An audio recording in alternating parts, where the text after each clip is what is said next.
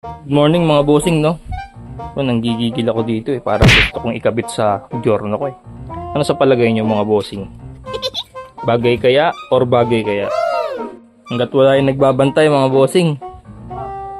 Nandun kasi sa CR. Kupitin na natin to, no? Bagay sa giorno ko to. Let's go! Kasi mga bossing, naka-raise power shock tayo na nakadiretso lang yung baso. Ang nagiging problema, kumakayod yung part na to. Wait lang, papakita ko sa inyo. So ayun mga bossing, no? Kung mapapansin nyo, may kayod yung upper part ng baso natin. Gawa ng pag magbabounce siya, sumasabit siya dun sa ilalim ng fender. Mga bossing, raise power lang yan ha. Niligan ko lang ng sticker ng RCB para dinaya natin yung sarili natin Pero maganda yan mga bossing, fully adjustable din siya. Dating black din ang baso niyan, niliquid sosa natin kaya naging silver. Nice. Maganda rin maglaro yung race power na yan. Ang nagiging problema ko lang talaga, sumasabit siya. Siguro dahil 305mm lang. Kung 330 ang kinabit natin, hindi naman siguro sasabit. So mga bossing, ano sa palagay nyo? Ikabit na natin, no?